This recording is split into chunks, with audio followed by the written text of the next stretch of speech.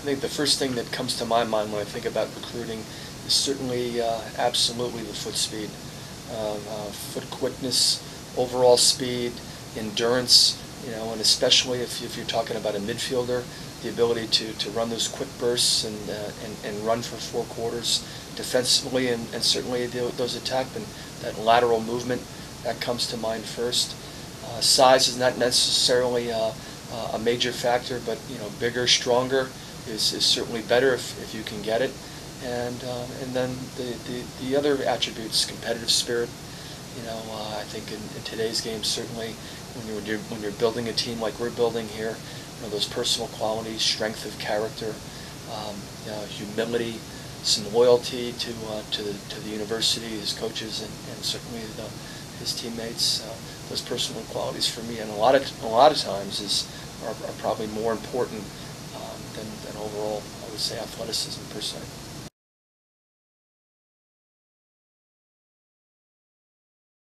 I think that defensively, certainly size is a factor. The ability to play big, especially on the corner, I would say that's important. The attackman, not necessarily size, but certainly that first step in the ability to turn the corner. Those attackmen, those guys who can get to the front of the goal and take a check and take their hits, so to speak. Those guys you don't find enough of them, I think. And the midfielders, the ability for me, the traditional midfielders, we look for the guys that not only can play at the offensive end, but certainly play at the defensive end. Those between the line guys, the guys who can pick up grounders on the face-off, that can create between the lines, and certainly in the box. Those are attributes that we look for.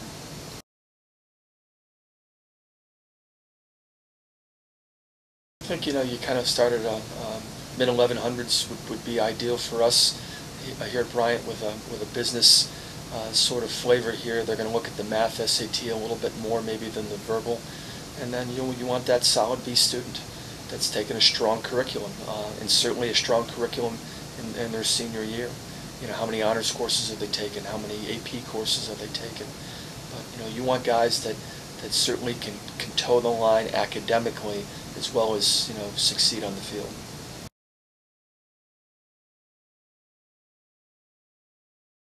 Certainly as soon as they can in their junior year. If you can take it in the fall of your junior year, I think that would be ideal, because the recruiting process, as we all know, in the Division I level is absolutely accelerated, and schools are making commitments and offers in the spring of a young man's junior year. But a school like Bryant, a school like Cornell, you're not going to be able to make a commitment to a young man until you can get him in academically through the admissions office. So I would say the sooner the better in the junior year.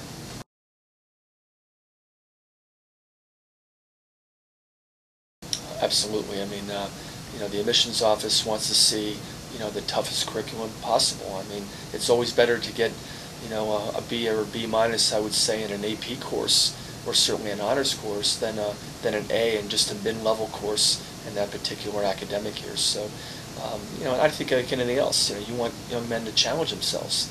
We're talking about challenging them on the field, challenging themselves on the field. That goes hand in hand. You got to challenge yourself in the classroom.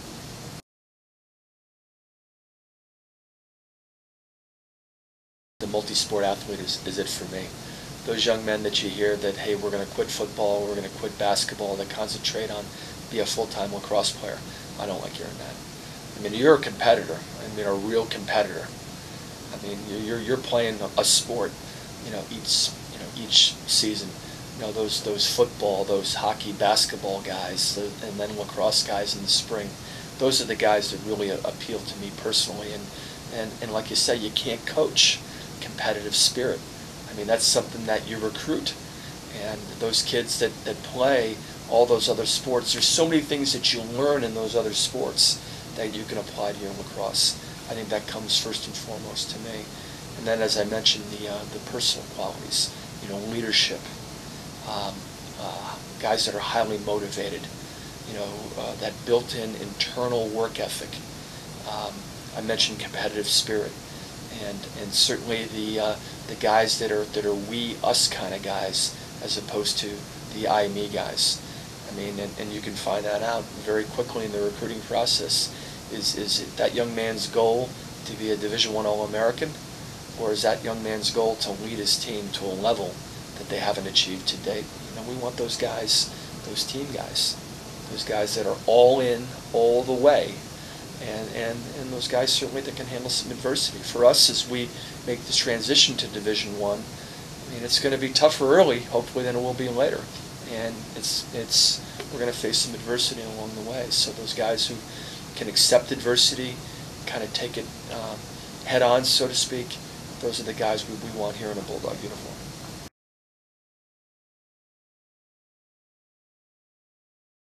I think there's a lot of good ones. We got a great one here at Bryant, Blue Chip 225. We're going to have 1,000 players over 2 weeks. A week of rising juniors, a week of rising seniors here at Bryant this summer. You know, certainly the top 205 camp, everybody talks about that one. Now I believe they have a top 205 camp out in Denver, I think, beginning this year. We go to a great camp in California that we've been to. Be the Best in Danville, California, Pete Borstel. We've got a couple of kids out of there. There's a camp T99 in Texas. The other New England camps, Peak 200 over in Springfield College, New England 150 right over here at Portsmouth Abbey here in Rhode Island. So I think those are the ones, the main ones that come to mind. And then probably I think the most competitive camp is the Blue Chip camp that Jake Reed runs in Maryland. And the thing about Jake's camp that's unique, it's like 126 players. You know, people say, you know, top 205 and you go and there's 450 kids, or Blue Chip 225 and there's 400. You know, at the Blue Chip camp, you know, he's limited to the amount of spaces and players that he takes. So that one is, you know, is going to be very, very elite, to say the least.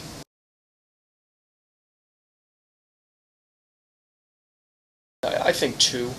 You know, the way the economy is certainly, and families are stretched, and these camps are crazy. But you know, you go to two quality recruiting camps, you know, you're going to be seen.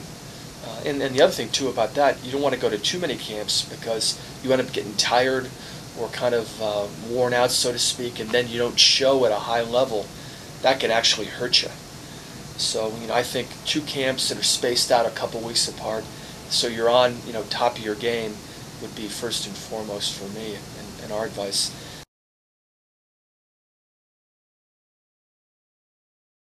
I think the whole email train, you know, we kind of get via email and get on those kids. I would say we identify them as sophomores, you know, kind of, and that's a major list. And then as you get to know them academically, certainly, and athletically, that list continues to shrink a little bit.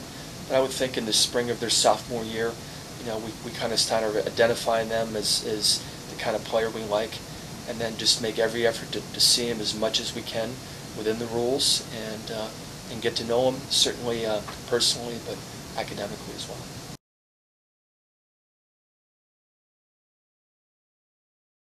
We will have two, and we've had them already, and kind of do them one in the wintertime of January, February, around a home basketball game here at Bryant, and then we'll do one around one of our, you know, big home lacrosse games. So, but I'm not a big believer in the mass recruiting days, you know, where we bring in handfuls, you know, 5, 6, 7, you know, young men and their parents, and really devote the weekend to give them some quality time, and let them know from our point of view, you know, how important they are to us, how special they are, as opposed to those mass junior days when some schools will bring in 20 to 30, and I think, you know, kids kind of get lost in the shuffle that way. We do an admissions tour. We'll have the admissions people do a full-fledged tour with our recruits and certainly our parents there. That'll be part of it. An athletic event, so they see a hoop game or a lacrosse game. Certainly we can talk about that. See us practice as well, along with a game. I think that's very, very important.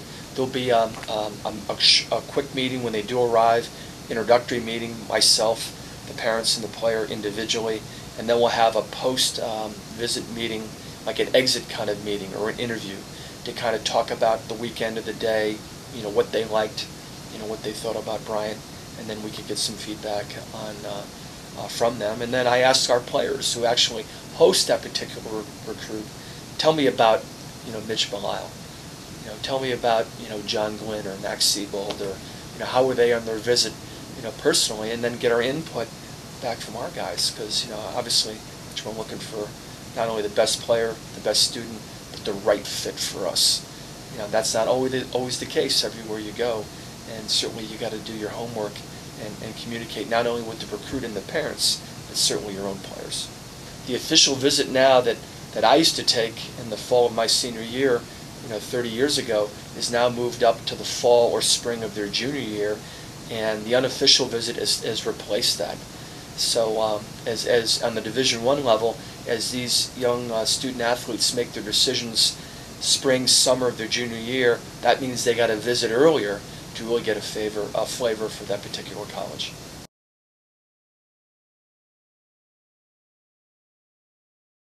Both.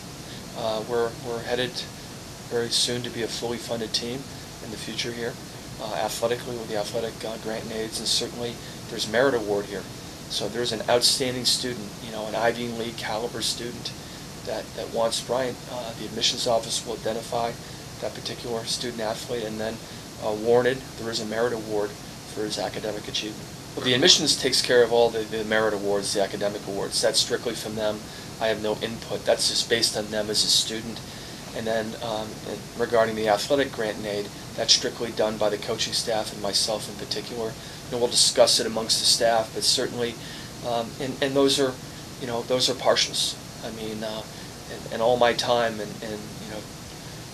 3 years here and 16 years at Duke, we've awarded 2, full, athletic scholarships, grant and aids, and so when you have 12.6 and you do the math, and you have 40 plus players, a 50% offer is a major offer, per se. And then we're lucky if we can have a great student and then kind of combine a merit award with an athletic scholarship.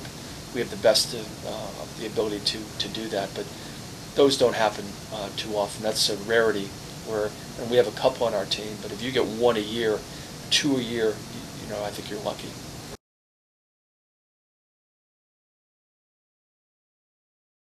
I think a great do for a student athlete is to make sure that you handle 95% of the communication with the coach.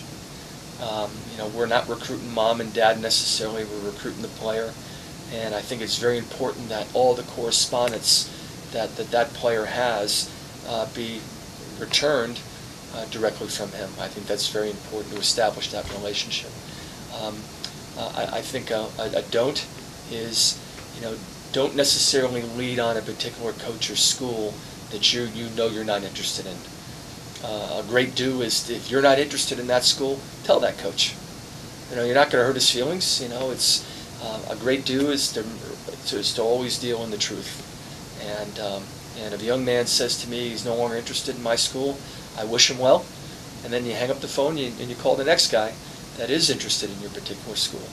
And I just think the great thing to do for all parties is to be totally upfront, totally honest, totally truthful, and I think from the coaching point of view, if you say you're going to do something, you got to follow up and make sure you do it. And as far as timelines, as far as you're going to let a particular player know by a certain date regarding admission or financial aid, or you're going to offer him a visit, you said you're going to offer him a visit, you follow through on that. And make sure that, and that relationship is started in the recruiting process. So now all of a sudden, that particular player comes to your school, there's accountability built in, there's credibility built in, there's trust built in, there's a relationship built in before you ever coach that guy. And I think that is critical in building that chemistry, not only player to coach, but certainly player to player. I just think, especially at the Division I level, lacrosse now has become a year-round effort. From fall ball to the weight room to conditioning, it's approaching football and basketball regarding the commitment. This summer, we send the guys home with a workout packet. There's expectations when they come back in the fall to be ready physically. We test them, to see what they did in the summer. There's expectations to play. Are they what tournaments are they playing in the summertime? with summer league. They're playing in a particular in their hometown area. So I just think, you know, men's lacrosse at the Division I level is approaching, you know, the revenue sports per se with that level of commitment. And I think it's very important, and that's asked me often by the parents. Coach, tell me, give me a typical year, the year. Take me through the year from September 1 till graduation this summer, and I tell them, you know, there's very, very little time off.